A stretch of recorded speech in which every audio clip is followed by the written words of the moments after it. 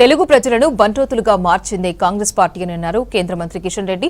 CM వితండవాదంతో జనాలను తప్పుదో పట్టిస్తున్నారని చెప్పారు. మహిళా రిజర్వేషన్ బిల్లుకు కాంగ్రెస్ వ్యతిరేకమని, అందుకే ఇలాంటి వాదనలు తెరపైకి తీసుకొస్తున్నారన్నారు కిషన్ రెడ్డి. డీలిమిటేషన్తో ఏ రాష్ట్రానికి అన్యాయం జరగదని చెప్పారు. కేంద్ర ప్రభుత్వం మహిళలకు చట్టసభల్లో 33% రిజర్వేషన్ కల్పించాలనేటువంటి నిర్ణయం ఏదైతున్నదో దానికి అమలుకు కావాల్సినటువంటి సవరణలు 16, 17, 18 తేదీల్లో పార్లమెంటులో చర్చించున్నది.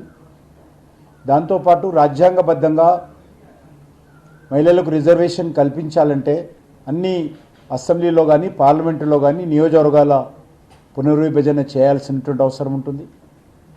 అది రాజ్యాంగబద్ధమైనటువంటి ప్రక్రియ కాబట్టి ఆ ప్రక్రియ కూడా ఈరోజు పూర్తి చేసేటువంటి ప్రయత్నము జరుగుతూ ఉంది. మహిళలకు సంబంధించినటువంటి ఒక రాజకీయపరమైనటువంటి విశ్వాసం కల్పించేటువంటి ప్రక్రియ ఈ 33% రిజర్వేషను దేశ ప్రజాస్వామ్య వ్యవస్థకు ఒక కొత్త శక్తిని కల్పిస్తుందనే విషయంలో మరి ఏ రకమైనటువంటి అనుమానం లేదు. ఇది కేవలం ఒక చట్టం కాదు, మహిళా సాధికారతకు వేస్తున్నటువంటి ముందడుగని ఈ సందర్భంగా మనవి చేస్తా ఉన్నాను. డీలిమిటేషన్, నియోజకవర్గాల పునర్విభజన కూడా అదొక రాజ్యాంగమైనటువంటి ప్రక్రియ. అది ఒక పొలిటికల్ పార్టీ నిర్ణయమో పొలిటికల్ డిసిషన్ మాత్రమే కాదన్న విషయాన్ని కూడా ఈ సందర్భంగానే మనవి చేస్తా ఉన్నాను. ఏ రాష్ట్రానికి అన్యాయం జరగకూడదు.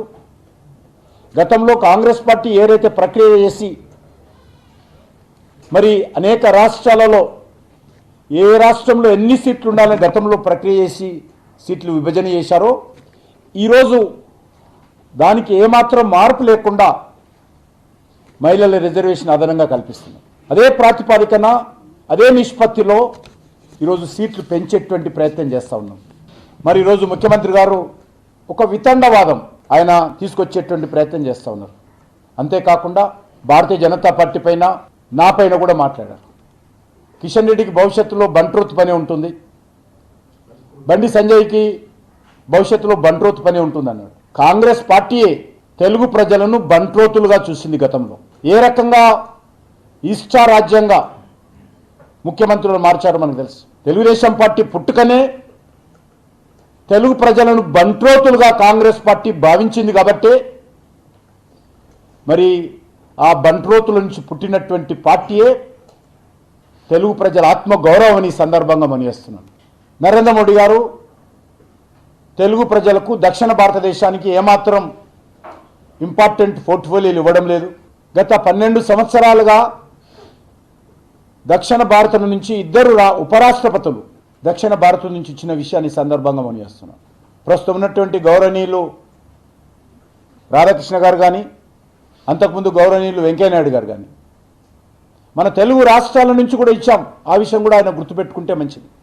వలసలని కాదు, ఇదంతా ఒక దేశము.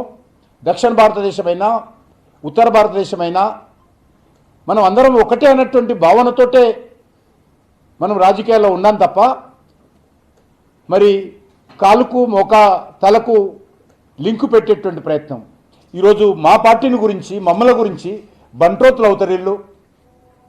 దక్షిణ భారతదేశాన్ని నష్టం జరుగుతున్నారు, మంత్రి పదవుల్లో కీలక మంత్రి పదవులు ఇవ్వలేదు అని మరి రేవంత్ రెడ్డి గారు మాట్లాడబోతున్నదో ఇది చాలా తీవ్రంగా ఖండించాల్సిన విషయము.